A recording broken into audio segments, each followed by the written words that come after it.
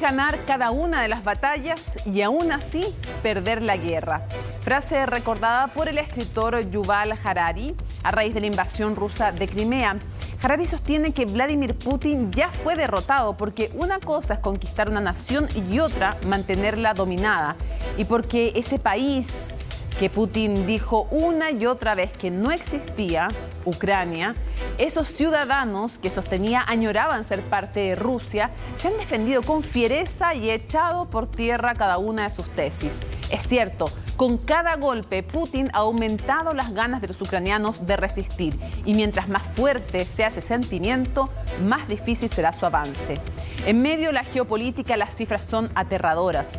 874.000 refugiados desde Ucrania, 7.000 detenidos en Rusia por protestar contra la guerra, donde no solo la oposición reclama, también los tradicionales aliados del ex agente de la KGB, los oligarcas rusos, seguro molestos porque las sanciones de Occidente les tocan sus bolsillos.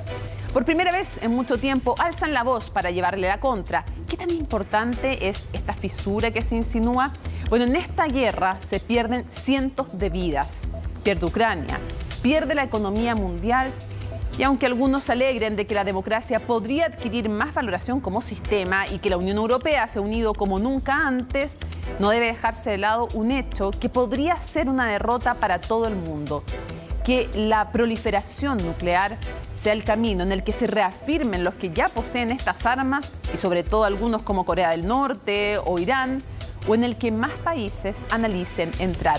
Porque mientras el sistema internacional no sea más efectivo y más democrático, mientras las grandes potencias de uno y otro signo ideológico puedan recurrir al derecho internacional, a la paz, la integridad territorial, el no uso unilateral de la fuerza cuando les conviene y olvidarse de todos y cada uno de estos principios cuando les place, el mundo seguirá siendo seguro solo para los más fuertes. Y ahí, siempre apretar un botón nuclear te puede dar ese título. Comienza Conexión Global Prime.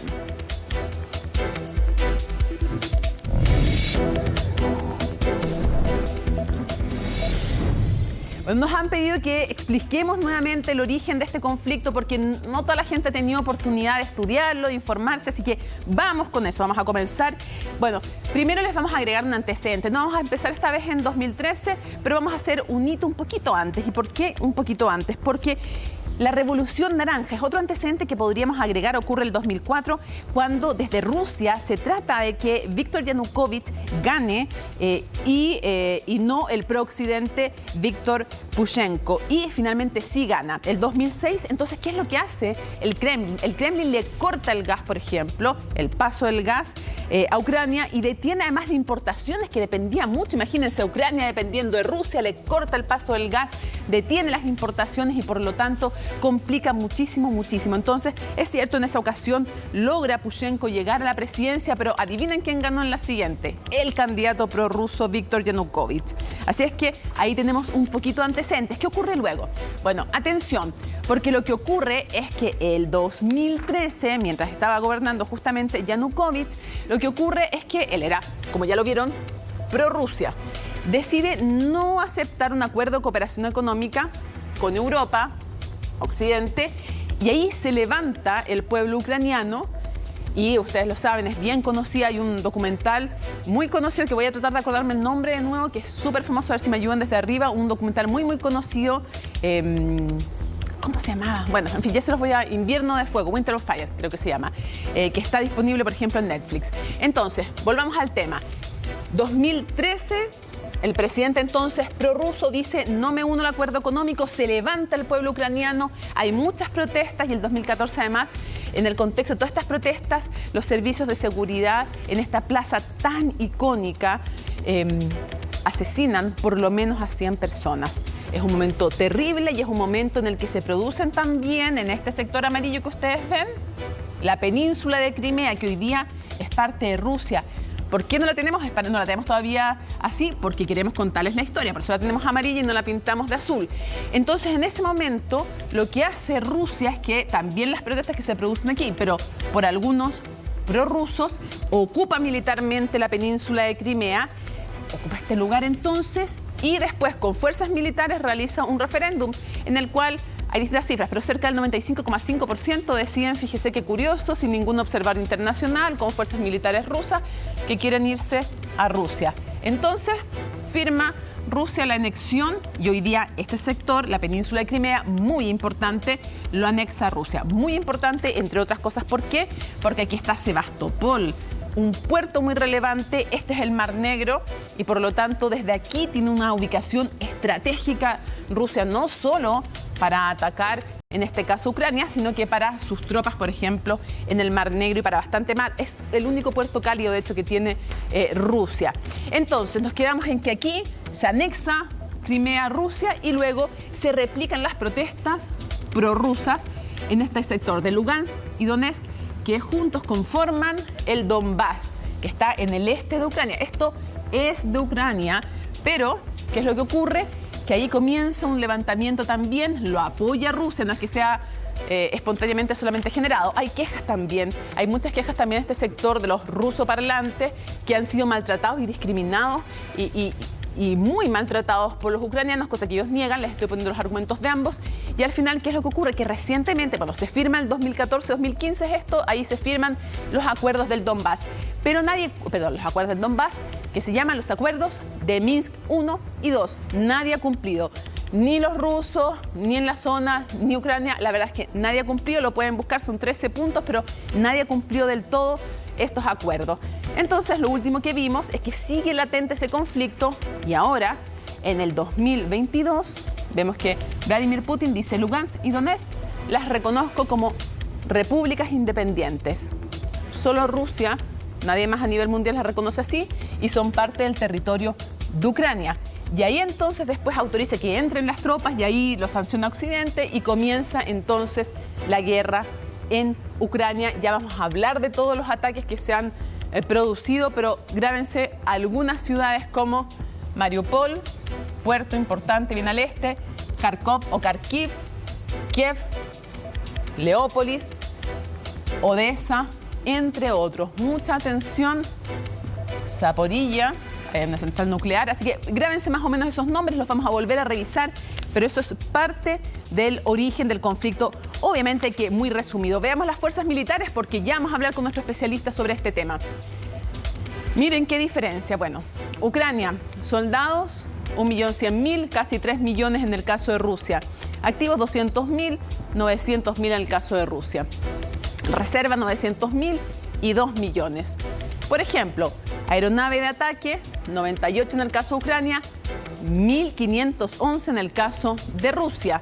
Helicópteros de ataque, 34 para Ucrania y en el caso de Rusia, 544. Tanques, fíjense la diferencia, 2.596 y 12.240.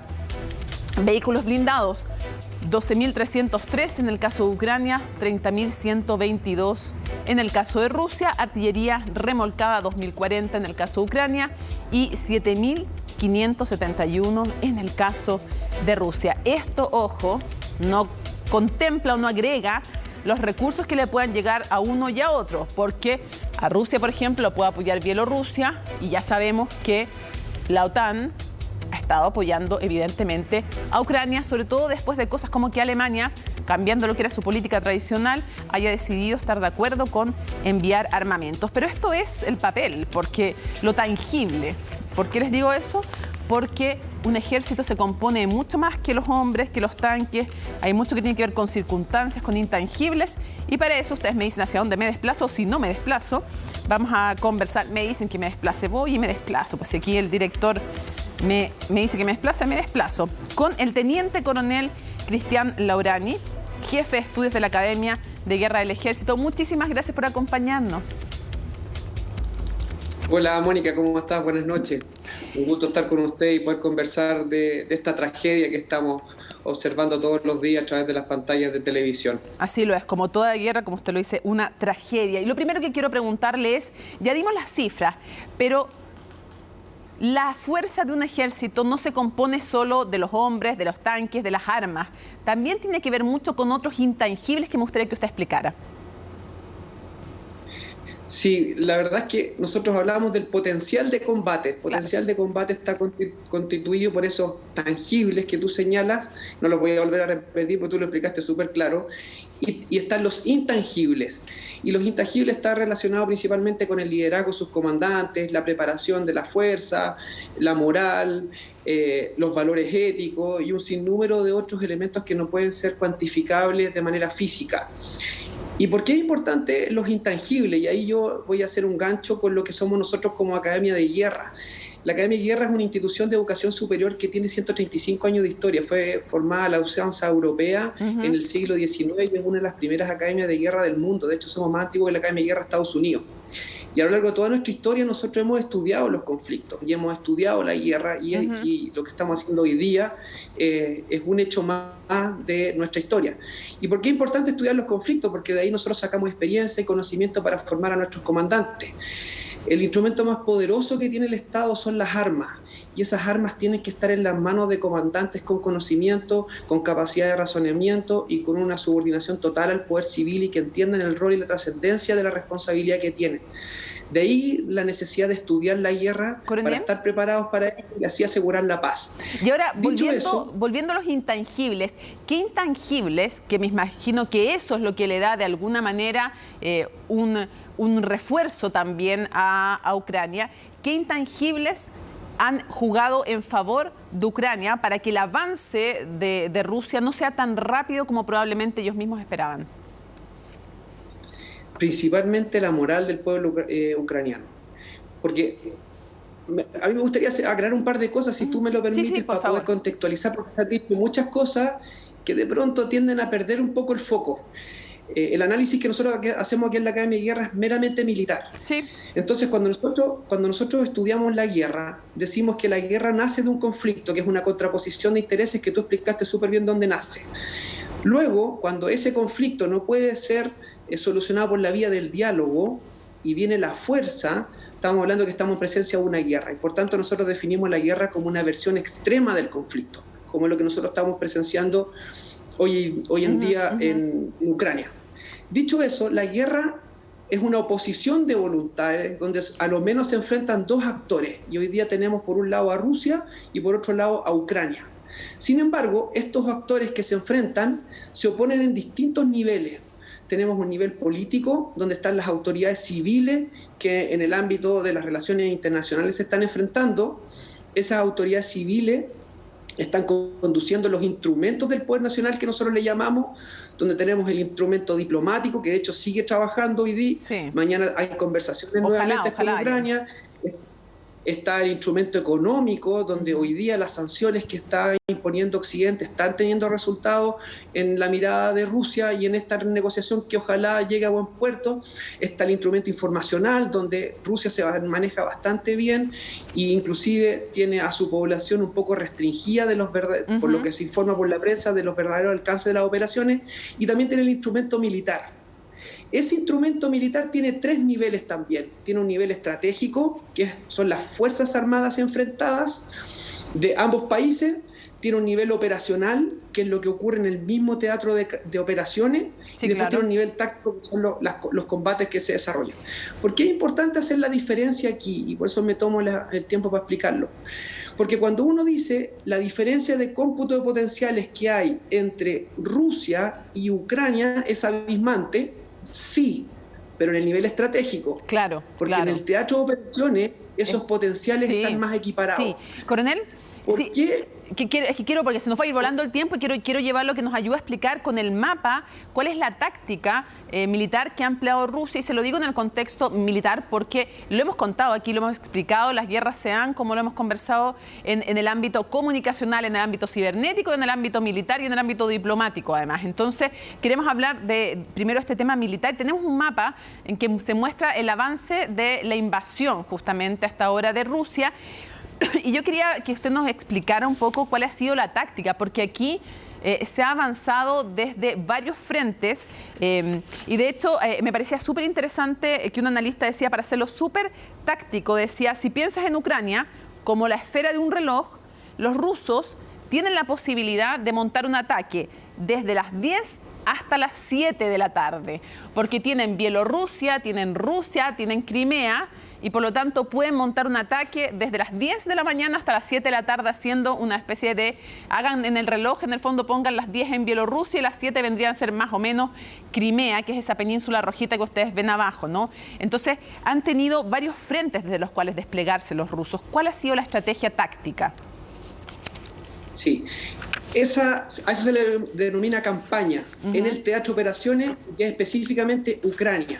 Y la maniobra que adopta Rusia para atacar Ucrania se denomina maniobra en línea exterior, que en el fondo es converger desde distintos ejes sobre un objetivo central.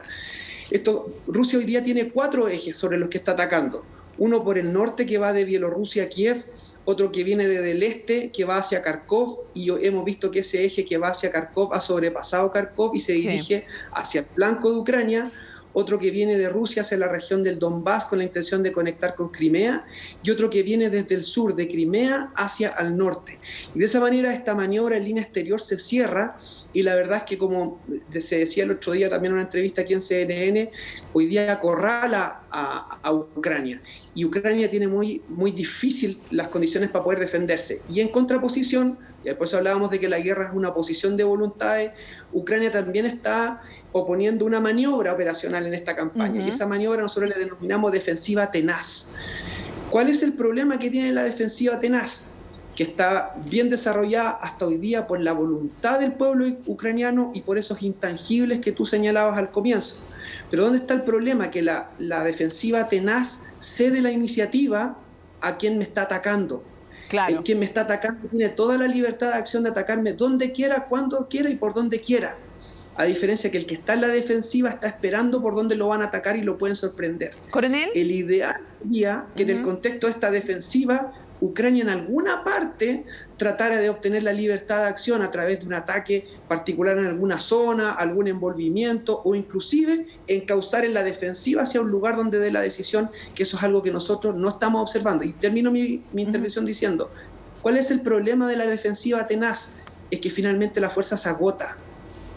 Y ese es el peligro que tiene hoy día Ucrania. ¿Cuánto más tiempo puede mantener la posición? ¿Cuánto más tiempo esa voluntad de lucha que los ha acompañado durante todos estos días y que ha hecho que la ofensiva rusa, que estaba prevista que fuera rápida, no sea tan rápida? Entonces, el ideal sería que la planificación ucraniana en alguna parte buscara lograr esa iniciativa que nosotros estamos llamando como parte de alguna maniobra ofensiva local o de algún movimiento retardatriz. Ahora, usted decía algo que era súper interesante, lo escuché el otro día, y es que, bueno, Ucrania, dentro de sus ventajas, además de los que usted ha mencionado, está el hecho de que conoce el terreno. Eso siempre es una ventaja para alguien que está peleando, obviamente, y lo otro, que cuando se entra a las ciudades, obviamente que el local lo tiene más fácil que en una llanura, por ejemplo. Entonces es más complicado para Rusia, la entrada de las ciudades no es fácil. No solo porque Ucrania las conoce bien, no solo porque combatir en una ciudad es más difícil, sino por el costo también político, que es arrasar con una ciudad no es fácil. Por algo le está pidiendo a los civiles que salga Rusia. Ahora quisiera preguntarles, desde su perspectiva estratégica, ¿por qué no ha entrado a Kiev aún Rusia? Además de todo lo que tú has señalado, que estoy totalmente de acuerdo con todo lo planteado, yo diría por 2 razones principales. Yo creo que Rusia todavía no ha logrado cercar Kiev. Nosotros llamamos combate localidades a las acciones en áreas urbanas. Uno, para poder entrar en un área urbana, tiene que cercar primero el área urbana. Y Rusia todavía no ha logrado eso. Y en segundo aspecto, para poder entrar en la área urbana, yo necesito una gran cantidad de fuerza. Para que tú tengas una idea más o menos, en áreas a campo abierto, la dimensión de fuerza atacante versus el quien se defiende es de 3-1. ¿Ya? La razón de fuerza en área urbana del atacante al defensor es de 6-1 o inclusive 8-1. O sea, por lo menos el doble. Exacto. Y el otro problema que tiene es que yo en las áreas abiertas puedo maniobrar principalmente con las capacidades acorazadas de la fuerza. Hablamos de tanques y de vehículos de infantería blindada y mecanizada, de los cuales Rusia tiene mucho, y eso le ha permitido el avance que ha tenido hasta ahora. Sin embargo, esa misma capacidad de maniobra a campo abierto se ve restringida dentro de las ciudades, donde los tanques y las unidades acorazadas pasan a ser elementos secundarios y la prioridad la toma la infantería. Y eso hace que el trabajo de avance en el área urbana sea tremendamente lento, desgastante y produzca muchas bajas. Hoy día, en términos de baja, se están hablando los ucranianos están señalando que existen 7.000 bajas. Algunos estamentos de inteligencia occidente hablan de 5.800 y las fuentes oficiales de Rusia hablan de 500. Yo me atrevería a decir que, considerando todos los medios involucrados y la resistencia rusa, las cifras de baja están mucho más cercanas a lo que señala el Occidente. ¿Sí? Y para tener una dimensión de lo que significan bajas, la guerra de Afganistán a Estados Unidos le costó 7.000 bajas. Si hoy día Rusia ya en una semana perdió 7.000 bajas, estamos considerando lo que perdió Estados Unidos en 20 años. O sea, los niveles de bajas son tremendamente altos para los rusos. Me gustaría ver si podemos poner el mapa y quiero preguntar al director, porque estamos en vivo haciendo este programa cuando son las 11 de la noche con 12 minutos, el mapa que estábamos recién con la invasión. Quisiera verlo nuevamente, ese mapa, porque quiero preguntarle al coronel. Ya, ¿me puedo acercar yo al bol en algún minuto después de preguntarle algo al coronel? Mire, yo me voy a desplazar para poder mostrar. Usted contó algo que me parece muy interesante y por eso quiero plantearme aquí frente al mapa. A ver si lo podemos tener nuevamente, el mapa. Ahí está, va a entrar. Usted decía, obviamente, que en un premio mayor, en el fondo, qué terrible hablar así en la guerra, pero es un botín mayor para objetivo militar, botín, premio mayor, como lo quieran decir, pero hay distintas formas militarmente de hablar de aquello. Para Rusia es Kiev. Yo lo estoy señalando, no sé si usted me puede ver, porque no sé si tiene retorno visual, pero yo lo tiene ya. Yo estoy señalando entonces, el principal objetivo militar es Kiev para Rusia. Pero usted señalaba que si no logra eso, militarmente podría tener un logro secundario, no el principal, pero secundario, que ya no sería la capital Kiev, y el control de Ucrania, que además con la resistencia parece algo muy complicado, una cosa es conquistar y otra cosa es mantener. ¿Cuál sería ese segundo objetivo militar que podría estar tratando de realizar Rusia? Nosotros en nuestro análisis aquí en la Academia de Guerra definimos que el objetivo estratégico de la campaña es Kiev, como tú señalas. Sin embargo, existen objetivos secundarios. Y uno de esos objetivos secundarios es el enlace terrestre que se produce entre las provincias del Donbass y Crimea, pero por tierra. ¿Ya? Situación que se logró el día de hoy.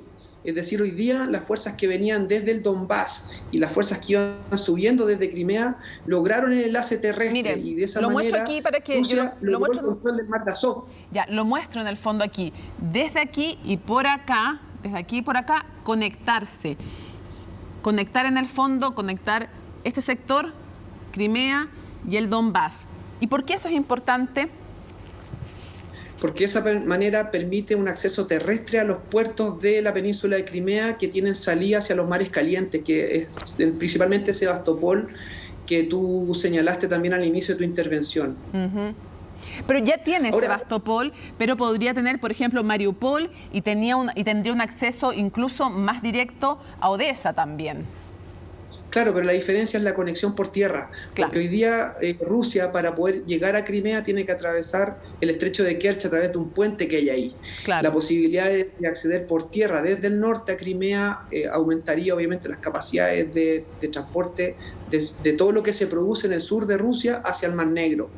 Ahora, lo muestro entonces, muestro lo que usted ha dicho, coronel, lo muestro aquí entonces. La idea, justamente lo que planteaba el coronel, entonces, es que este sector del Donbass y este sector de Crimea, aquí está Sebastopol, el único puerto caliente que tienen ahora, en el fondo estaría conectado, lograr conectar por tierra y no necesariamente pasar por el Mar de Azov para llegar al Mar Negro, da una conectividad distinta, que es lo que plantea el coronel, porque conecta por tierra, pretendería Rusia, o tal vez podría conseguir como objetivo secundario, conectar este sector del Donbass, que está compuesto por Lugansk y Donetsk, por tierra conectar Crimea con eso. Crimea es Rusia, ya se los conté en la historia, y conectar estos dos sectores por tierra podría ser estratégico para no tener que pasar por acá para llegar a Crimea, por el Mar de Azov, y tener otro punto entonces de proyección hacia el Mar Negro. ¿Es así?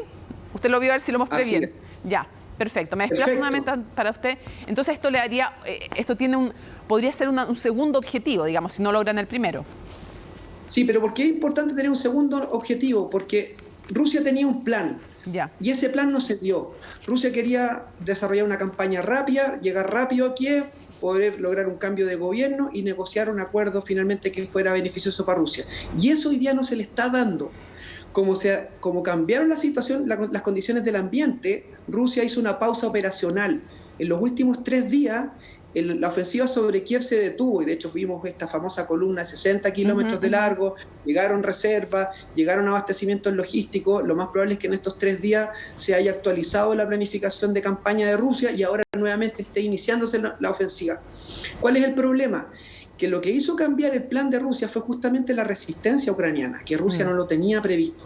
Ahora, si Rusia continúa la ofensiva, Rusia ahora se va a ver en la obligación de tener que entrar a las ciudades, tal cual como tú lo señalaste, y eso va a aumentar los costos de la ofensiva. ¿Hasta qué punto? Bueno, esa es una decisión que tiene que tomar el presidente Putin. ¿Cuál es el problema de esto?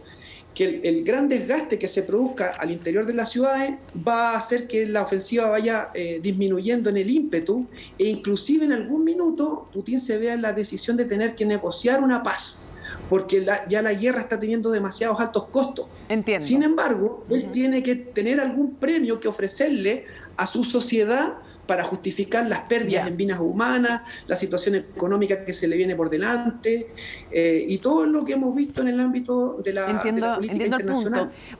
Para hacer la siguiente pregunta, voy a pedir a ver si me pueden poner el mapa en que está Ucrania con sus vecinos marcados. A ver si es posible aquello para hacer la siguiente pregunta. Que tiene 2 partes la pregunta. Quisiera preguntarle qué riesgo real hay de uso de armamento nuclear. Hasta ahora, amenazar con usar no es lo mismo que tener intención de usar. Me voy a ir nuevamente hacia nuestro wall para poder mostrarlo aquí. ¿Y por qué quiero mostrar aquello? Aquí está chiquitito. No sé si tenemos después el otro mapa, el más tradicional que tenemos de Ucrania, pero aquí está Moldavia. Y en Moldavia hay una zona separatista, que se declaró como separatista, que es Transnistria. Está aquí, en el límite con Ucrania. Y era de Moldavia.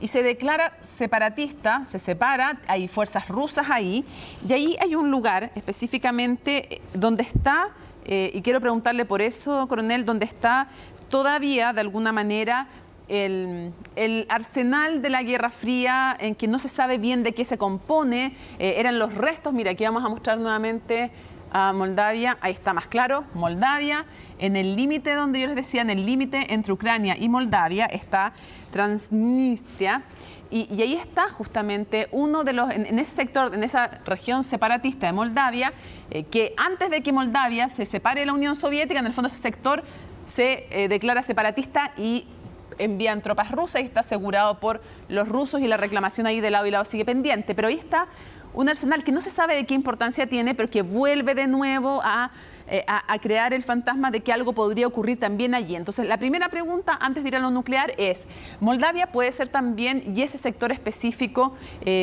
un objetivo de Vladimir Putin? ¿Usted cree que eso está descartado? O sea, mientras sea parte de, o mientras exista un intento separatista y exista conveniencia para Rusia, claramente que puede ser constituido como un objetivo. Sin embargo, nuevamente, si puedes poner el mapa, ¿sí? Yo creo que, de acuerdo también a nuestros análisis, la ofensiva rusa va a tener una línea máxima por alcanzar, que nosotros hemos determinado como la línea del río Dnieper, que separa a Ucrania en 2 partes, el este y el oeste. Más o menos, por ahí, que es donde está, claro, que es donde está en Kiev, que es muy relevante en Kiev. Exacto, y que sale, el río Dnieper desemboca al costado oeste de Crimea. Claro. Y cruza toda Ucrania. En el fondo es una frontera militar natural que separa ambas zonas geográficas. Como más o menos ahí, haciendo una división más o menos aproximada. Pero claro, ya, ¿y usted cree que ese va a ser el límite? Claro, cualquier fuerza rusa que sobrepase la línea del Dnieper es una fuerza que queda aislada y que puede ser fácilmente rechazada o neutralizada por un contraataque ucraniano. Por eso nosotros estimamos en todo nuestro análisis, de hecho, si tú ves la convergencia de los ejes de ataque, están todos desde el río Dnieper hacia el este, por el obstáculo y la barrera natural que representa el río. Entonces, habría que analizar qué tan conveniente es para Rusia llegar hacia la zona donde tú señalas y cuáles son los costos militares de poder llevar la operación militar hasta ese lugar. Claro. Ahora, ¿cuál es el problema? Que si hay armas nucleares que estén en una zona que no hay control del Estado, esas armas nucleares pueden terminar en terceras manos, porque hoy día, aunque Rusia amenace con el empleo de armas nucleares, todavía el Estado ruso, con conciencia, con razón, que es parte de un sistema internacional, que tiene una cierta condición de accountability, que tiene que tomar la decisión de emplear esas armas. El punto está en que si esas armas caen en manos de grupos terroristas, por ejemplo, el peligro puede ser mucho mayor. Y ahí está quizás el riesgo de lo que tú señalas. Y para cerrar, quisiera preguntarle, ¿usted cree que hay real riesgo del uso de armas nucleares en este conflicto, o es solo una amenaza, un intento de disuasión nuclear? Eso por un lado, y por otro lado, si esto no puede llevar también a que muchos se reafirmen y digan la única forma de estar seguros es tener armas nucleares, cosa con la que uno puede discrepar, yo discrepo, pero en fin, que digan es la única forma de estar seguro, porque Ucrania, que tenía el tercer arsenal más grande nuclear, renunció a cambio supuestamente de su seguridad, y el 94 entrega todas las armas nucleares, y hoy día decía el presidente, no tenemos ni las armas nucleares ni la seguridad que todos ustedes nos prometieron. Entonces preguntar las dos cosas, si hay intención de uso real, ¿cree usted riesgo real o ese riesgo es muy bajo aún? Y si no puede ser un punto de partida para que muchos se reafirmen en la proliferación nuclear y otros estén pensando en entrar en ese camino. Sí, como siempre, el riesgo está allí y es plausible. De ahí a que nosotros digamos que puede existir esa posibilidad, yo la veo muy remota y muy baja, y te la voy a responder desde la teoría, y yo sé que también tú la dominas. La teoría de la mutua autodestrucción ha generado que el empleo de armas nucleares finalmente sea un juego de suma cero, y que al tenerla ambos contendores, en este caso Rusia y Occidente, se anulen.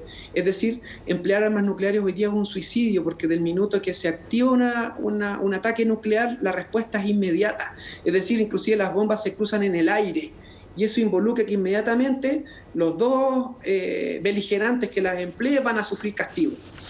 Pero ¿dónde está la gran diferencia? Sí, que hoy día Occidente ha desarrollado dos capacidades para tener un cierto grado de superioridad por sobre Rusia. Uno es la capacidad de interceptación en el aire de los misiles, que eso no lo tiene Rusia, y que eso es consecuencia de la tecnología que ha desarrollado Occidente justamente orientado a esto. Y lo segundo es que se ha invertido mucho en la capacidad de un segundo ataque, es decir, a mí me ataca Rusia, yo le devuelvo el ataque, caen los misiles en mi territorio, y los búnkeres y los sistemas que conducen los misiles balísticos intercontinentales tengan la capacidad de lanzar un segundo ataque para generar aún más daño y de esa manera inhibir a Rusia de emplear sus armas nucleares. Esto es algo que lo saben los rusos, y por eso nuevamente conecto con el inicio de la conversación de hablar de los niveles de la conducción, porque la decisión de emplear armas atómicas es una decisión política, y el arma atómica en sí es un arma estratégica, y por tanto principalmente sirve para la disuasión. Mientras Rusia tenga el arma nuclear, sabe que Occidente y particularmente la OTAN no va a intervenir en el conflicto, pero también sabe que si emplea sus armas nucleares, Occidente le va a responder. Súper interesante y súper preocupante todo lo que conversábamos. Ojalá realmente haya una oportunidad para la paz y ojalá haya intención de un diálogo de buena fe entre ambas partes. Queremos agradecerle muchísimo. Y dos cosas, habíamos dejado el dato pendiente. Winter on Fire es ese documental al cual hacíamos relación, que es muy interesante de ver, y la región a la cual le digo que le pongan ojo, que está ahí justamente en Moldavia, el punto donde está ese arsenal, que nadie sabe muy bien realmente en esta región separatista, que es limítrofe con Moldavia, es Kolbasna, ese es el lugar donde está, y nadie sabe realmente qué se oculta ahí. Lo que sí se dice es que a lo menos puede ser un punto bastante negro, oscuro, para tráfico no solo de armas. Así que queremos agradecerle que nos haya acompañado. Ha sido un gusto y un aprendizaje, como siempre, escucharlo. 1.000.000 de gracias a ustedes por la oportunidad. Un saludo especial a todos los televidentes. Cuídense. Que esté muy bien. Buenas noches. Buenas noches. Bueno, y queremos recapitular, ¿es esta la única invasión que ha dirigido Vladimir Putin? No, no lo es. Y Laura Soto nos ayuda a recordar otras.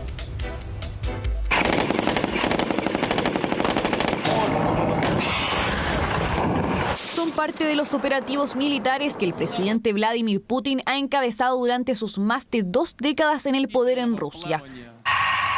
Conflictos que anteceden a la actual crisis en Ucrania, pero que tienen un punto en común: el uso de la fuerza por parte de Moscú cuando ven su seguridad amenazada.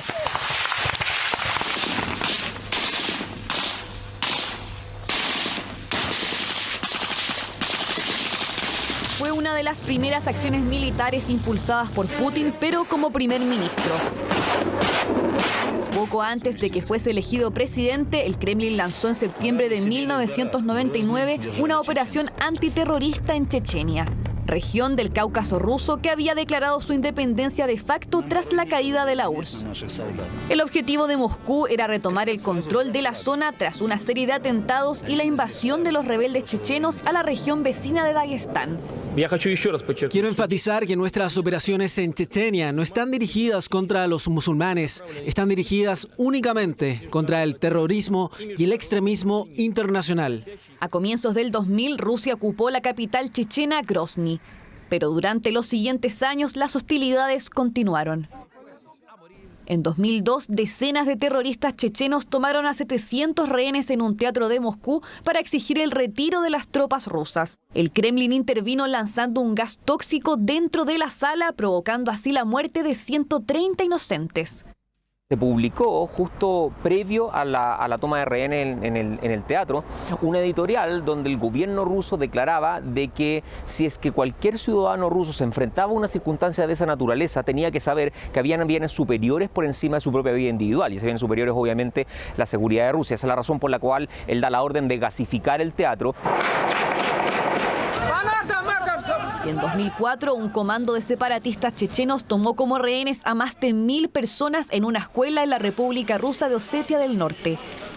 Un ataque que terminó 3 días después con la irrupción de las fuerzas de seguridad rusas. Más de 300 personas murieron, entre ellas 186 niños. Tras una década de conflicto, Rusia puso fin oficial a su operación antiterrorista. Esto tras las brutales tácticas utilizadas por el líder checheno y aliado de Putin, Ramzan Kadyrov, para contrarrestar a los separatistas. Un personaje que también irrumpió en el actual conflicto con Ucrania apoyando a las fuerzas rusas.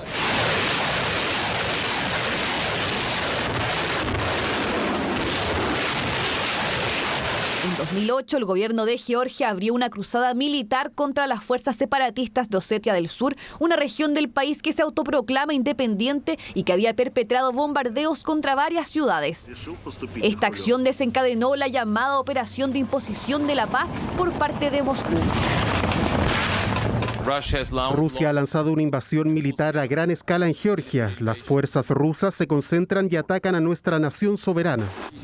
Las acciones de los líderes georgianos de Osetia del Sur son un crimen y sobre todo son un crimen contra su propio pueblo. Y al igual como sucedió en la actualidad con el este de Ucrania, el Kremlin reconoció la independencia de Osetia del Sur y también de Abjasia, otra región separatista de Georgia. Nuestro país se presentó como mediador y pacificador, insistiendo en un arreglo político. Los líderes georgianos eligieron otro camino. Esto contradice los principios de integridad territorial como un derecho fundamental del derecho internacional y por lo tanto es absolutamente inaceptable. Desde entonces, Rusia mantiene una fuerte presencia militar en la zona. Ahora, con el recuerdo de la propia ocupación que vivieron, los georgianos han protestado en contra de la invasión rusa a Ucrania.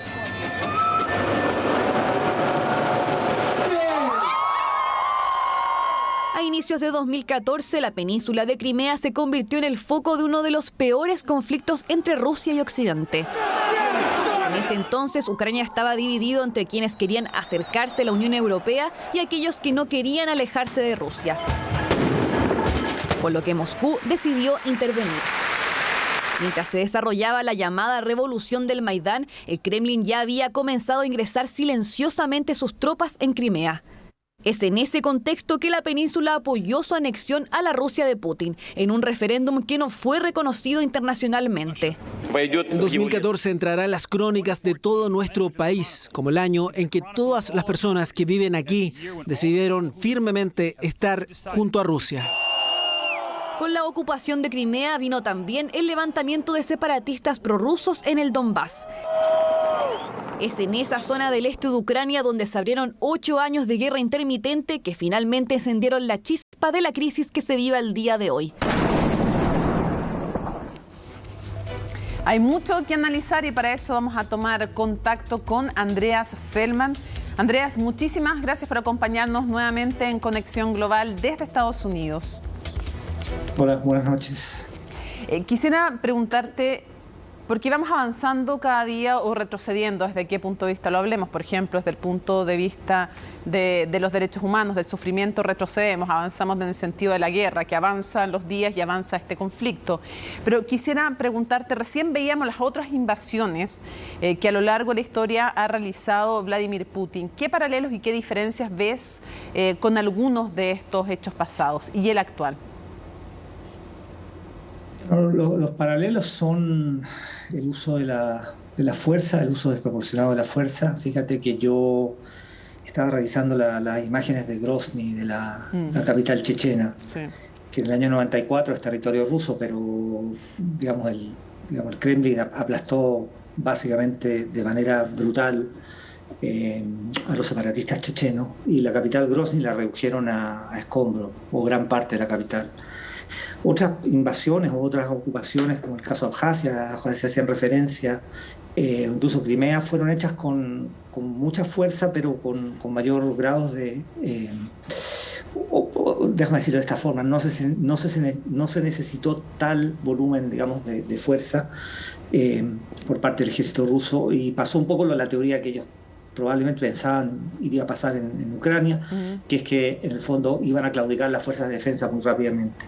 La diferencia que veo es la envergadura, y la diferencia que veo es básicamente el desafío de invadir un país mucho más grande y soberano, que básicamente está siendo fuertemente apoyado por gran parte de Occidente. Entonces esa es una diferencia bastante grande que implica un escalamiento fuerte de la apuesta rusa por, en el fondo, afincar su esfera de influencia, lo que considera es su espacio, digamos, vital.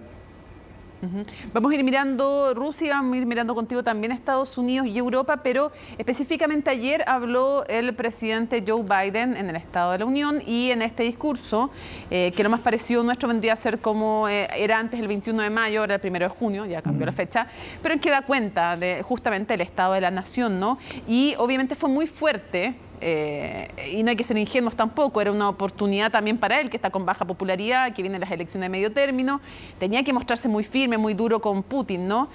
La pregunta es, ¿qué leíste de lo que él dijo? Porque en el discurso público lo que dice es que se equivocó Putin, que estaban más unidos de lo que él pensaba, le llama tirano. Bueno, en una entrevista antes de asumir le dijo que pensaba que era un asesino, digamos, pero distinto es decirlo en ese contexto, y que no tenía idea de lo que iba a venir, en fin. ¿Cuál crees tú, más allá del texto, que es el subtexto de lo que trató de decir Biden? Para mí lo más importante, el subtexto que dijo el presidente Biden, es básicamente la unidad de Occidente en contra de lo que considera la agresión rusa. Y por otro lado, un llamado, digamos, de atención a la división propia que existe en Estados Unidos, y que en cierto sentido, fíjate que si uno lee entre líneas y vio la reacción de muchos republicanos, que acá son básicamente enemigos mortales, desafortunadamente, hubo un mayor acercamiento con la postura del presidente. No hubo los niveles de hostilidad que presenciamos cuando hablaba el presidente Trump. Hubo algo de hostilidad por parte de como el ala más dura del Partido Republicano, Marjorie Taylor Greene, por ejemplo, y otros representantes de Colorado muy radicales. En el fondo hicieron una serie de acciones un poco, bueno, fuera de la norma en la asamblea ayer, en la sesión conjunta, y hubo un reprendimiento en contra de eso. De modo que hubo un cerrar de filas, y el mensaje a Putin fue claro. Nosotros estamos básicamente unidos, no tenemos deseo de escalar esto, pero estamos unidos y estamos unidos en el fondo en repudiar esta, digamos, acción criminal, brutal, por parte de Rusia, incivilizada, y estamos dispuestos, digamos, a hacerlo pagar un precio enorme por esta osadía y por esta inhumanidad, ¿no? Lo dijo de manera muy clara.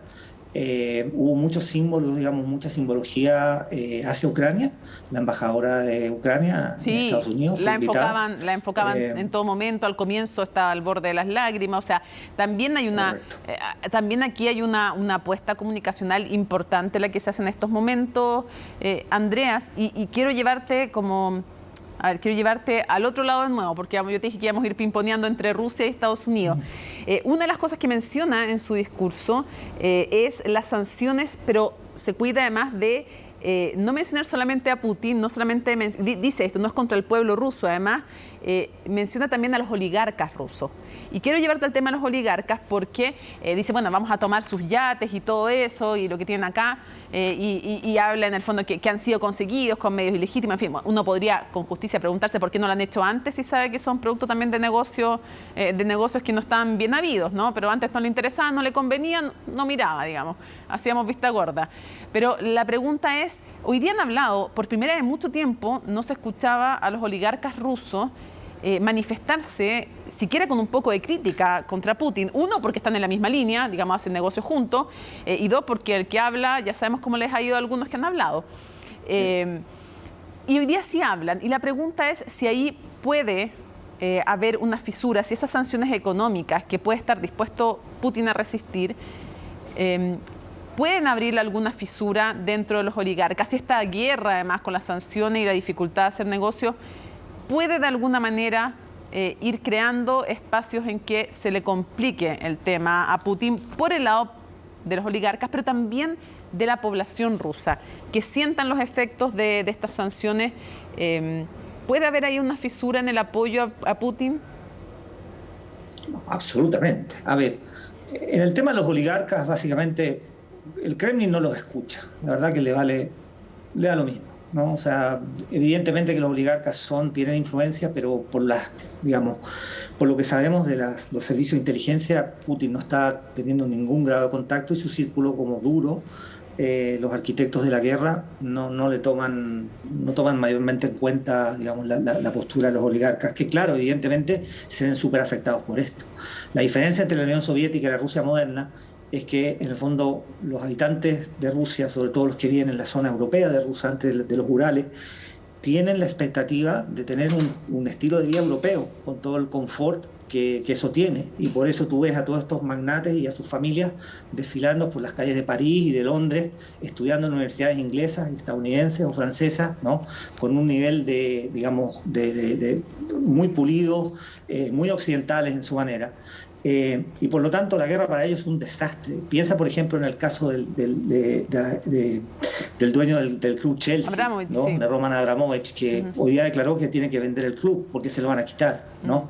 Era básicamente su chiche, su gran proyecto, ¿no? Que en el fondo lo catapultaba a una visión, digamos, de respeto y de influencia en Occidente súper importante. De modo que ellos claramente están en contra. Ahora, con respecto a la población rusa, claro, los rigores que va a sufrir la población rusa son monstruosos, son enormes. Yo te diría que la población rusa es una de las grandes víctimas de todo esto.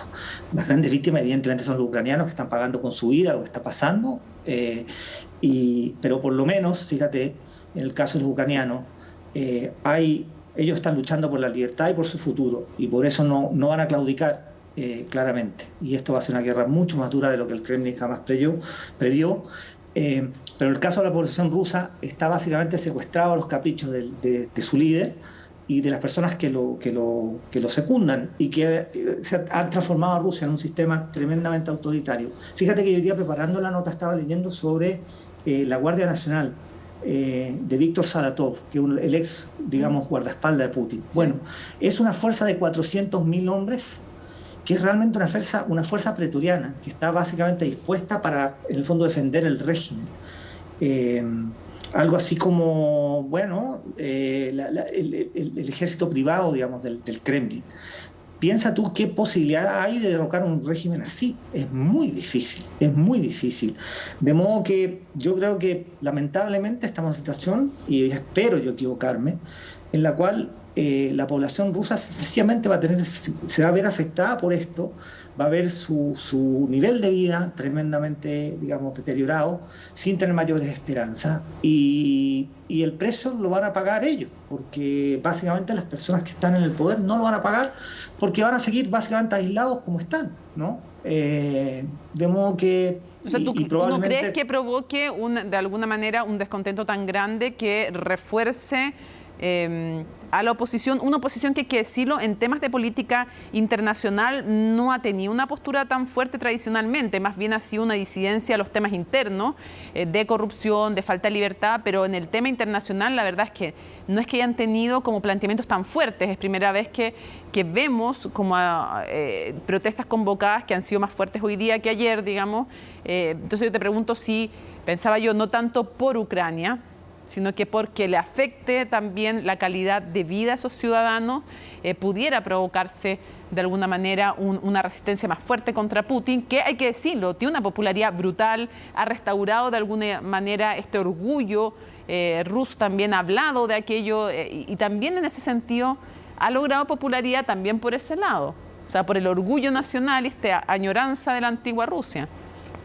Lo que pasa es que es difícil medir la popularidad de un líder que en el fondo conculca y que oprime, ¿no? Es muy difícil de medir. Por otro lado, digamos, el aparataje propagandístico ruso es brutal también. Entonces, yo creo que evidentemente lo que tú dices es cierto. Yo creo que la guerra es muy impopular. Yo creo que hace mucho tiempo hay mucho descontento en Rusia. Y esto en el fondo lo que va a hacer es exacerbar ese descontento. Mi punto es otro. Mi punto es que muchos pueblos están tremendamente descontentos con sus líderes. Podemos ver el caso de Siria, podemos ver el caso de Venezuela, podemos ver el caso de Zimbabue, pero eso no trasunta básicamente en un cambio de régimen, ni una moderación del régimen, ¿no? Porque, como te digo, son regímenes tremendamente opresivos que controlan todo, controlan los medios de comunicación, controlan los medios económicos, y cualquier persona que en el fondo los desafíe paga consecuencias carísimas. ¿Andreas? No solo ellos, sino Ucrania, que siempre ha tenido una relación tremendamente friccionada desde su independencia en el año 17 con Rusia, básicamente estaba como dividida entre sectores nacionalistas que querían converger hacia al occidente y sectores prorrusos que querían básicamente obtener o seguir con el status quo. Y por eso, digamos, Ucrania juega un rol tan preponderante, porque en el fondo era, diría, el último país donde había, además de Moldavia y el Transnistria, que es otro, pero es mucho más pequeño, donde básicamente no se había definido una resolución de este asunto, ¿no? Y Ucrania no alcanzó a converger a Occidente, ¿no? Y ha estado dividido desde el año 90 entre distintos sectores. Y finalmente Rusia, bueno, dio el zarpazo y ahora lo está ocupando. ¿Con qué fin? Difícil de saber. Si Ucrania va a terminar dividida, si va a terminar ocupada. Creo que todavía es muy pronto para saber. Desafortunadamente, la prognosis es muy negativa. Gran parte de Ucrania va a quedar destruida, totalmente destruida. Gran parte de la población se va a salir del país. Llevamos 6 o 7 días de la invasión y ya 1 millón de personas han salido. Y, digamos, la parte más importante de Ucrania, las grandes ciudades, están siendo, digamos, bombardeadas sin misericordia por las fuerzas rusas, ¿no? De modo que el país va a quedar de rodillas, desafortunadamente, independientemente del resultado, va a quedar destruido. Andreas Feldman, quiero agradecerte muchísimo que nos hayas acompañado en Conexión Global analizando este conflicto del cual lamentablemente vamos a tener que seguir hablando por un buen tiempo más y viendo cuáles son los efectos además en el mediano y largo plazo que tiene. Gracias, Andreas. Mucho gusto, gracias a ustedes. Buenas noches.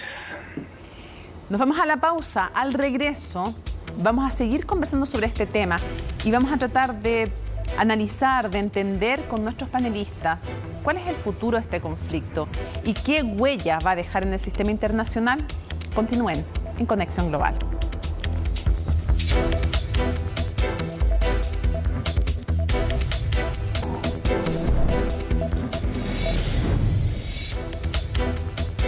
Volvemos a nueva conexión global en vivo y en directo para seguir analizando y profundizando en la crisis en Ucrania. Y para eso es bueno ir a Europa.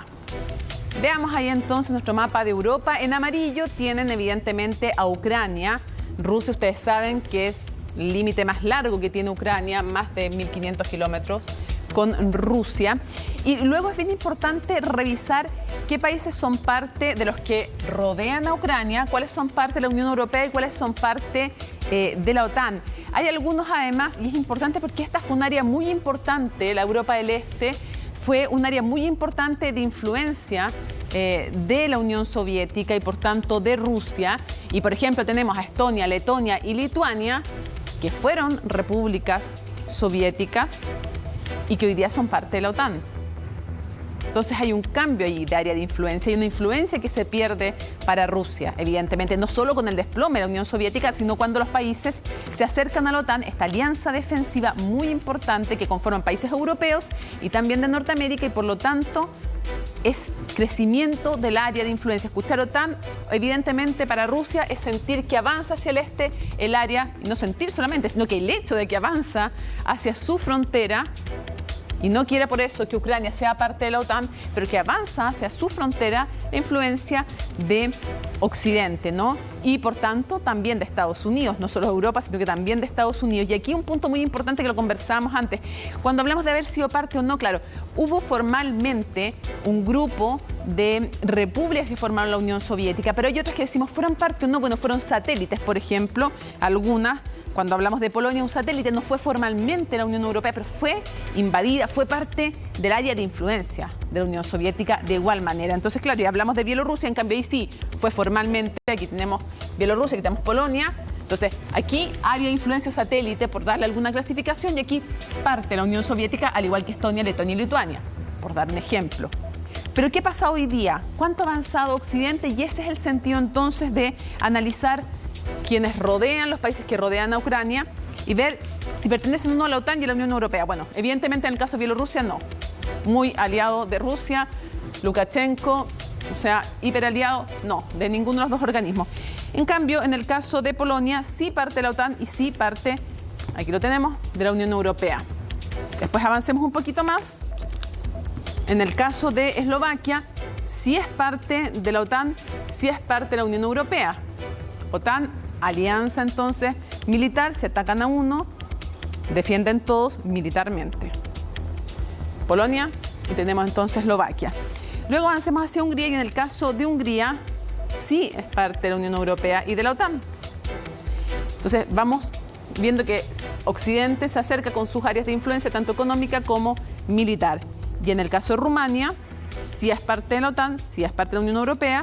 Y en el caso de, ahí tenemos Moldavia, aquí se ve más chiquitito, ahí en celeste, aquí lo ven, no es parte de la OTAN, no es parte de la Unión Europea y no se olviden nunca la parte que hablábamos de Transnistria, que es aquí en el límite entre Ucrania y Moldavia, que se declara entonces cuando dicen un minuto Moldavia que se va a ir de la Unión Soviética y quiere independizarse, entonces esta otra región, que es Transnistria, se independiza antes, incluso un año antes de que lo haga Moldavia.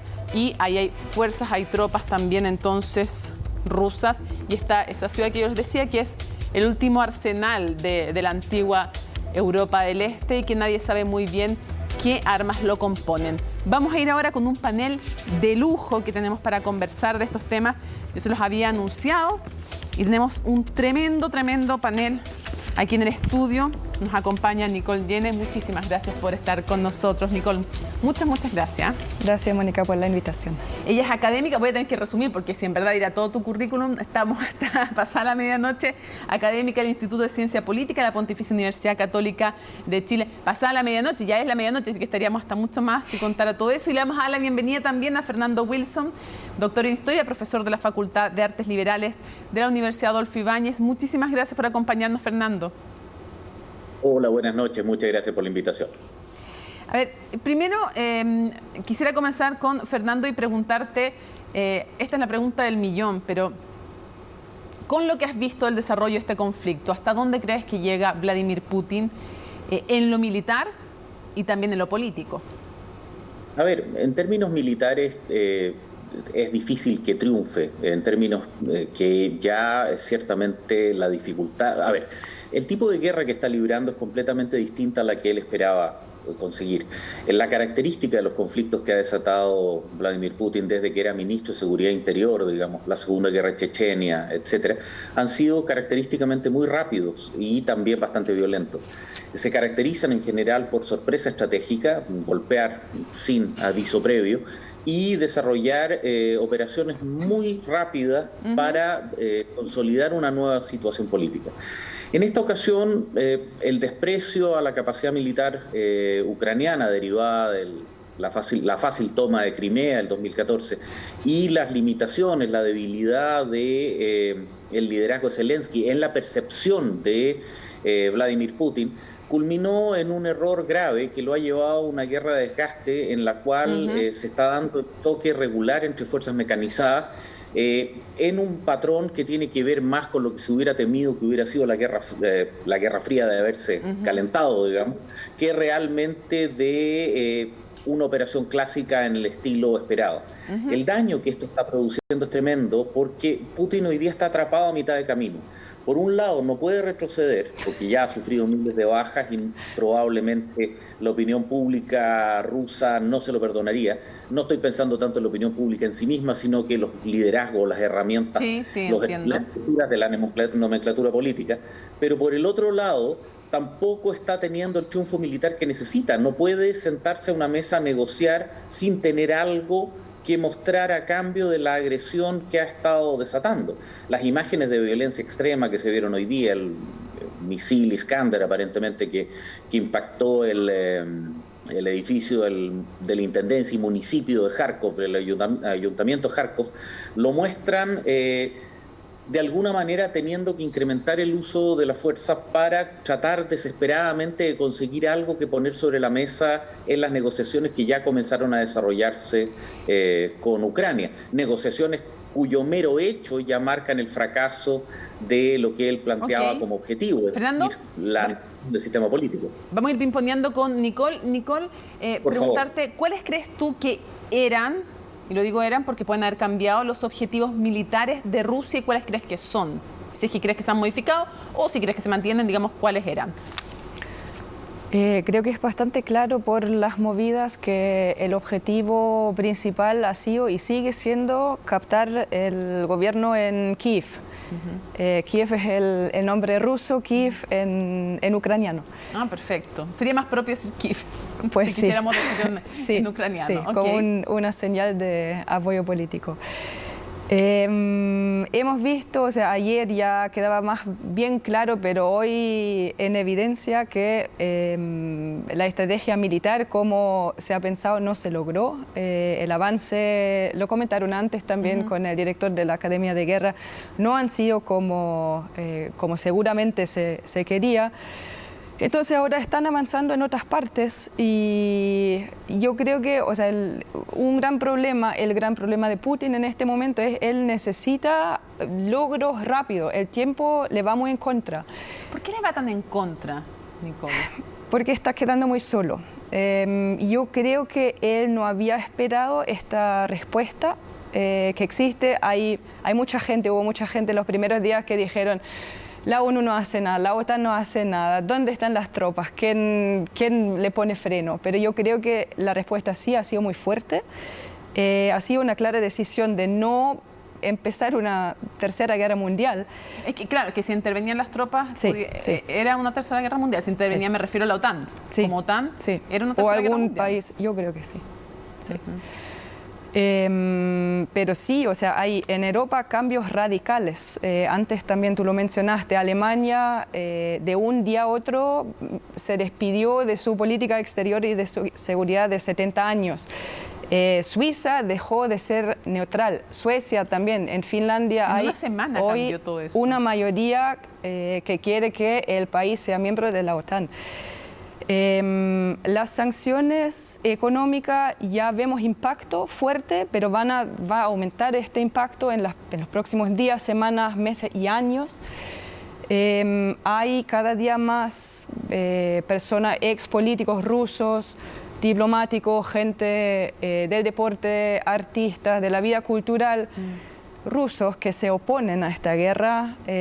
Rusia queda fuera en el deporte, en el fútbol. Todo esto son señales que afectan a las personas, y yo creo que la oposición interna que ya existe, o sea, hoy día ya sabemos que en Rusia se detuvieron miles de personas en protestas. A lo menos 7.000 según los organismos internacionales. Quiero ir ahora con Fernando. Fernando, para preguntarte, después quiero volver, Nicole, contigo con qué puede significar internamente esto para Putin. Si hay riesgo político interno para Putin. Porque, bueno, todos sabemos que cuando esto en Rusia, en Estados Unidos, en Chile, donde sea, cuando es popular alguien, el poder es muy afrodisíaco y es el mejor imán, digamos, el mejor pegamento para cualquier líder democrático o no democrático, digamos. Pero cuando las dificultades comienzan, también comienza a tambalear a veces los apoyos. Fernando, quiero preguntarte, antes de volver a Putin, ¿qué crees que esperaba, el propio Putin, pero antes de volver a las consecuencias internas me refiero?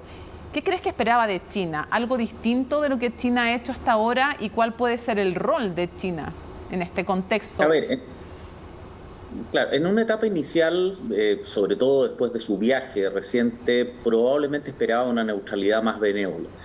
Claramente las relaciones entre China y Rusia no son tan claras o perfectas, no son tan alineadas como podría suponerse de buenas a primeras. De hecho, incluso durante la Guerra Fría y durante el periodo de la existencia de la Unión Soviética ya se había dado un fuerte alejamiento tras, digamos, el discurso secreto de Khrushchev y, digamos, el abandono del estalinismo, mientras que Mao lo retuvo y lo conservó hasta su muerte.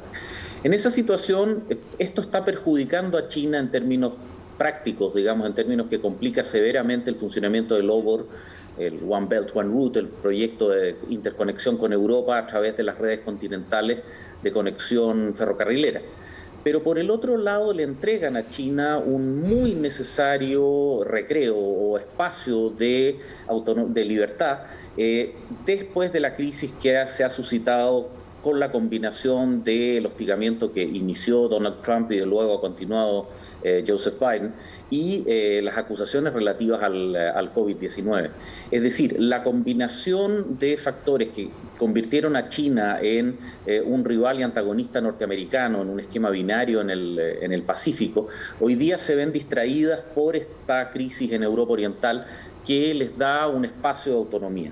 Si China consigue ser mediador del diálogo entre Ucrania y Rusia, puede ganar incluso más libertad y convertirse en parte de la solución y dejar de ser parte del problema, digamos, convertirse en un actor que bien pudiera reclamar la posición que alguna vez tuvo la Unión Soviética como contraparte formal de los Estados Unidos. Posición que de facto ya tiene, pero que Rusia resiste, por ejemplo, reteniendo su arsenal nuclear y su posición de hegemonía en Asia Central, o buscando retenerla y compitiendo por una posición de hegemonía en Asia Central. Es decir, es un escenario francamente complicado en el cual China puede obtener mucho de manejarse con prudencia.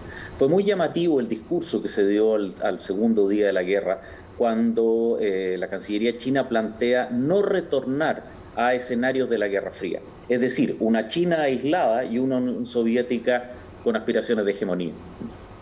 Perfecto. Volvamos entonces después de ver China, porque vamos sumando cosas. Este análisis que hace de China, Fernando, tenemos una guerra que dura más de lo que esperaba probablemente Vladimir Putin. Tampoco lleguemos al ridículo de pensar que él creía que en 24 horas iba a caer Ucrania. No extrememos, digamos, el argumento, pero dura más de lo que él pensaba, o a lo menos, tal vez en su cabeza él sabía que iba a durar esto, pero es más difícil a lo menos de lo que él pensaba. No le hacen caso por de pronto los militares en dar un golpe de Estado. Y la verdad es que pocos pensaban que iba a tomar el liderazgo que Zelensky ha tomado también. Exacto. Pero un segundo, Fernando, para antes preguntarle a Nicole, y esto, si vamos sumando todo esto, lo que decía Fernando, lo que decías tú, lo que va ocurriendo, ¿qué puede significar internamente para Putin? Sumemos lo que conversamos con Andreas, los oligarcas hablando en público. Yo creo, o sea, no sé en qué momento, pero Putin solo puede perder con eso, no tiene cómo ganar. Yo personalmente pienso que la principal razón de esta guerra no fue la OTAN.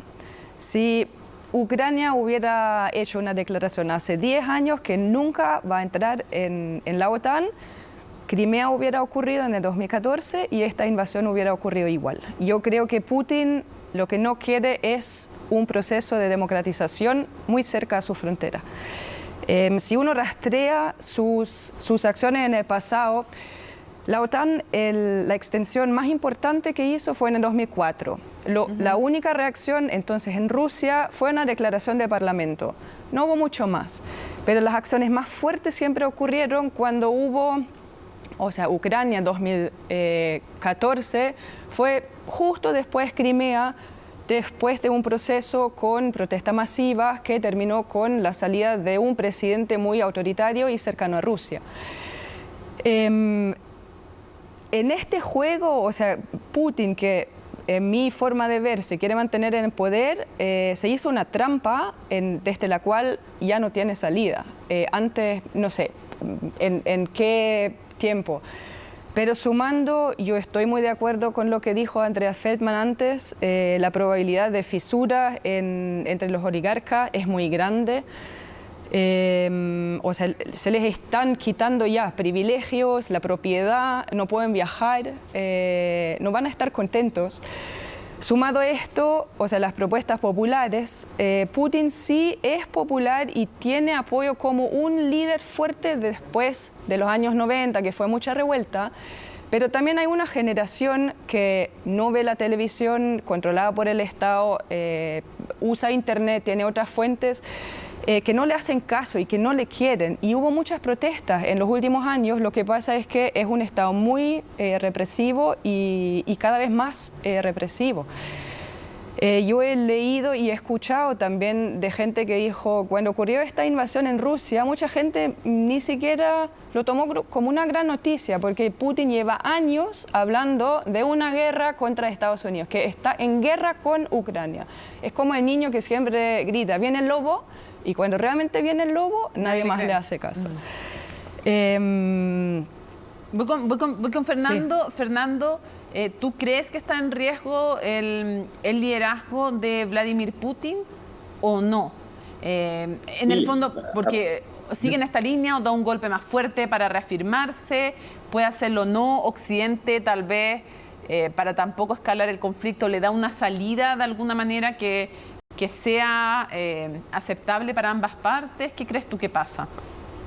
A ver, es tremendamente difícil porque por un lado no puede ceder en su esfuerzo porque pierde, y como lo presentaba Andrea hace un momento atrás, es decir, él básicamente se ha vendido como un líder duro, es el último de los dinosaurios, el último de los ejecutores del hard power en el mundo, y por lo tanto aceptar una derrota frente a Zelensky, frente a un ejército ucraniano al que despreciaba, claramente le daría la razón, por ejemplo, a Alexei Navalny y en general a todos los grupos de opositores mucho más complejos. De hecho, nosotros conocemos a Navalny, pero es una red bastante más grande que aquella. Y por el otro lado, la solución militar se le está escapando de las manos en términos de que incluso si llegara a quebrar, a hundir a la defensa convencional ucraniana, el conflicto pasaría primero a una fase híbrida y finalmente un conflicto asimétrico, donde la población ucraniana, con un sentido de nacionalidad bastante potente que viene desde antes que la propia Rusia, digamos, Rusia nace en el Principado de Kievan Rus, nada menos, precisamente va a desarrollar operaciones de guerrilla, como lo ha hecho ya en reiteradas ocasiones con anterioridad. Ya en la década de los 20 y 30, cuando brevemente Ucrania fue independiente, hubo movimientos independentistas tremendamente fuertes, abrazaron a los alemanes durante la Segunda Guerra Mundial, no por estar vinculados al nazismo, sino que porque eran libertadores frente a la Unión Soviética rusa. Luego, posteriormente, tras la reocupación soviética, hubo, digamos, grupos guerrilleros que duraron hasta la década del 50. Por lo tanto, pretender quebrar a la voluntad nacional ucraniana es una quimera. Y en ese aspecto, esto solo puede empeorar en términos de que la elevación de la violencia, que no está consiguiendo resultados, lo va a llevar a una posición donde simplemente no va a tener mayores salidas. Y ahí Perdón, un último punto que es crítico en esto, que es el error que está cometiendo Putin, que de alguna manera se parece al error que cometió Napoleón. Está concentrado en la victoria militar, pero la victoria militar es solamente un instrumento para conseguir la paz. En ese sentido, Clausewitz nos planteaba el concepto del estado final deseado. Y el estado final deseado es una paz política. Persistir en las operaciones militares la aleja cada vez más. Es decir, de alguna manera lo único que hace es continuar hundiéndose en el pantano en el que se metió en un primer momento. Algo que pudo haber resuelto en los primeros días, hoy día ya se le escapa, considerando la cantidad de muertos, la cantidad de destrucción, la cantidad de condena internacional que se ha visto. Nicole, bueno, a menos que el objetivo no sea la paz, sino vivir en un estado de conflicto que te permite también, a veces, claro, puede ser arriesgar la apuesta, reafirmar en el liderazgo. Sí, yo sé que es muy riesgoso, es súper riesgoso y a veces te puede salir bien y a veces mal. Nicole, ¿cómo se reconfigura o no el panorama mundial y en qué medida, a raíz de este conflicto, tal vez podríamos comenzar contigo conversando sobre Europa? Porque leía varios artículos, una Europa que pensaba que la guerra estaba fuera de sus fronteras, que ya no era posible después de las 2 guerras mundiales tener un conflicto de importancia, porque todos los otros conflictos los veían como localizados, como internos de los países. Y acá no, pues acá en el fondo el riesgo de que la cosa escalara y que llegó hasta sus puertas en el fondo. Lo escuchaba en una radio inglesa, decía el conflicto los golpea a los europeos, pero ya no en la puerta del vecino, ¿no? en las propias, digamos, lo sintieron muy cerca. Sí. ¿Cuánto cambia Europa después de esto? Yo creo que bastante. O sea, en Europa la gente en este momento está comprando poroto, lentejas, para tener algo por si haya una guerra nuclear o se extienda esta guerra. O sea, es una realidad. Berlín está a 2 horas en vuelo de Kiev. Es menos que de aquí a Iquique.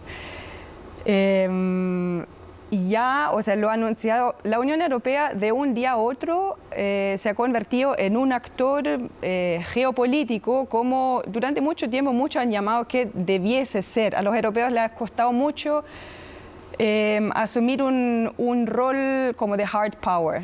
Siempre se decía, no, somos una potencia, un actor de valores que funciona más por la cooperación que por la coerción, y eso, o sea, de un día a otro, Putin logró en 3 días lo que Estados Unidos y muchos otros no han logrado en 20 años. La OTAN por primera vez está haciendo uso de una fuerza rápida que está desplegada. Y como mencionamos antes, o sea, Suiza, Suecia, Finlandia, ya se demuestran, y es muy temprano para sacar conclusiones. En Alemania en Alemania mismo, incrementando, por ejemplo, el gasto en defensa, por dar un solo hecho, ¿no? Sí, o sea, no sé qué, eso va a hacer una diferencia, no sé qué tan grande, pero hay un compromiso con gastar más del 2% del PIB en los siguientes. Todos sabemos que eso fue lo que Trump pedía, lo que presidentes estadounidenses antes pedían. Que aporten más a la OTAN, que aporten, no sé qué más, habían peleas, no solo con Alemania además, pero había una pelea grande por ese tema. Sí. O sea, es un momento de unidad que se ha visto muy poco, no sé, quizá incluso sin presidentes.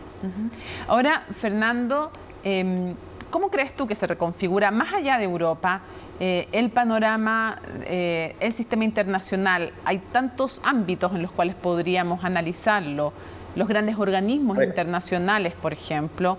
Ya que tocaba el tema de Europa, Nicole, me gustaría llevarte a otros ámbitos en los cuales tú creas que se reconstituye para bien o para mal, se fortalece o se debilita el sistema internacional y el mapa mundial. A ver, un punto solamente complementando lo anterior. La Carta Atlántica plantea que el gasto comprometido de parte de todas las economías que componen la OTAN será del 2% del Producto Interno Bruto. Sin embargo, eso no ha sido cumplido y es como una suerte de manifestación de autonomía por una serie de estados europeos. España está gastando el 0,79, Alemania el 1,14, etc. El argumento es que la OTAN era un instrumento predominantemente controlado por Estados Unidos, nace para defender a Europa y en ese esquema se lo consideraba, como se decía antes, digamos, como un instrumento de hard power que no estaba avenido a los nuevos tiempos. Bueno, Esto ha cambiado en 3 días, digamos, y repentinamente la Unión Europea adquiere este carácter que no lo pudo conseguir en los 90 con la Constitución Europea, que fue rechazada en 2 de los plebiscitos, el tercero en España se canceló, y entonces hoy día vuelve obligada a este escenario. Ahora, a nivel global, el gran derrotado en esto, y es una tragedia, es el multilateralismo. Cuando uno ve, digamos, que ya para la crisis del COVID, las Naciones Unidas y la OMS, la Organización Mundial de la Salud, no fueron capaces de coordinar los procesos internacionales de lucha contra la pandemia, sino que más bien se desató, se acordarán ustedes, la famosa guerra de los ventiladores, donde cada estado se salvó individualmente, incluso llegando hasta casos de corrupción, robos o incautaciones de material médico, etc.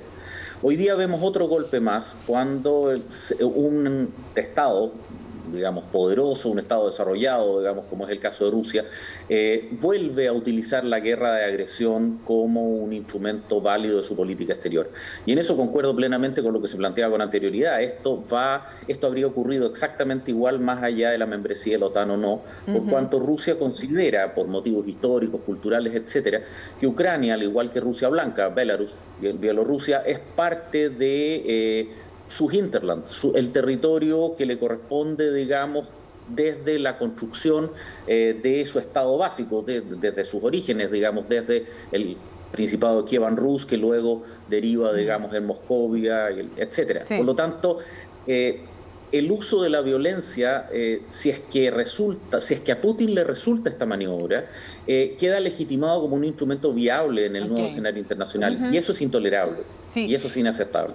Ahora, otro de los cuestionamientos, Nicole, es que este Consejo de Seguridad, para quienes lo ven en sus casas, por si no lo saben, tiene 5 miembros, y esos 5 miembros permanentes son los que tienen derecho a veto. Dicen yo no estoy de acuerdo y ya, digamos, no se puede tomar ninguna decisión en ese Consejo, y entre ellos están, adivinen, China, adivinen, Estados Unidos y Rusia. Los vencedores de la Segunda Guerra Mundial. Sí, claro, los vencedores de la Segunda Guerra Mundial, y por ende no está Alemania. Si usted pensaba que está Alemania, no está. Entonces, la pregunta es, de alguna forma, ¿crees que porque algunos dicen, bueno, aquí bastó con que Rusia, ¿qué es lo que ha hecho antes, por ejemplo, Estados Unidos con Israel? O sea, atacan a mi aliado, yo lo veto y no se puede tomar ninguna decisión, digamos. Tenemos hartos ejemplos en el pasado. Ahora estoy hablando de Rusia porque este es el caso. ¿Hay un cuestionamiento de eso? ¿Hay alguna posibilidad de que eso cambie? Porque las críticas son muchas, pero las escuchamos cada vez que hay una crisis y no pasa nada, digamos. Salvo ampliar se han ampliado unos poquitos asientos. Eso sí, ya había una reforma de ampliar los asientos de los miembros no permanentes que no tienen derecho a veto. Entonces se ha ampliado un poquitito.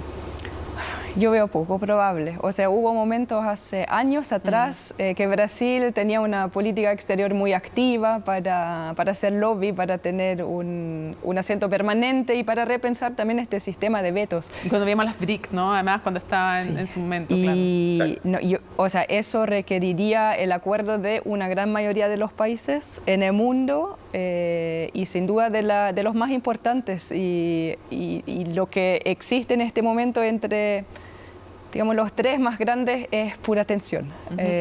Y tampoco nos va a cambiar eso en un plazo corto, así que lamentablemente no creo. Nicole, y para cerrar, 30 segundos para cada uno con un tema que también preocupa, es la proliferación nuclear. Algunos dicen que puede ser una de las grandes derrotas para el mundo, que muchos países digan, Ucrania tenía armas nucleares, si las tuviera todavía no le habría pasado esto. Otros dicen, no, tendría más riesgo aún y el mundo tendría más riesgo. Bueno, más allá de quien tenga la razón, la pregunta es si esto no puede ser un camino para que algunos se reafirmen y digan, yo por ningún motivo dejo mis armas nucleares, ni disminuyo la cantidad de ojivas, ni nada de eso.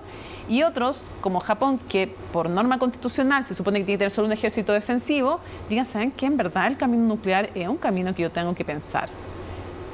¿Puede ser el tema nuclear una de las derrotas también de este conflicto? No desde el punto de vista de que haya una guerra nuclear, sino que se profundice la cantidad de países. Puede ser, yo no veo que haya un gran riesgo, la verdad. O sea, en todo este tiempo que existe las armas nucleares, se ha pensado, o sea, al comienzo se ha pensado que hoy en día hubiera una cantidad mucho mayor de países con armamento nuclear. Sin embargo, la proliferación ha existido, pero ha sido muy, muy, muy lento. Y es muy, muy costoso. No cualquier país puede decidir simplemente ser una potencia nuclear. Japón es un país que se dice que está a 5 minutos de tener armas nucleares porque tiene la tecnología, o sea, es cuestión de montar. Tiene, es un tema político y económico decidirlo, digamos. Sí, sí. En el caso de Ucrania, es cierto que tenía, o sea, en su territorio, al momento que colapsó la Unión Soviética, tenía en su territorio estas armas nucleares. Sí, pero no tenían el acceso. Yo sé que no tenían el acceso no a podían lanzarlo. O sea, lo que físicamente podrían haber hecho es desmantelarlo para entender cómo fabricarlo y, o sea, avanzar Para que la gente sepa, en su casa tenían las armas, pero no tenían las llaves ni la operativa, no tenían los códigos para operarlas. Sí. Ya. ¿Tú crees que no es tanto ese riesgo? En este momento no. Igual yo creo, o sea, yo creo que sí hay un riesgo, no muy grande en este momento, aunque la situación en una guerra cambia muy rápido y muy radicalmente, pero yo creo que sí Putin es capaz.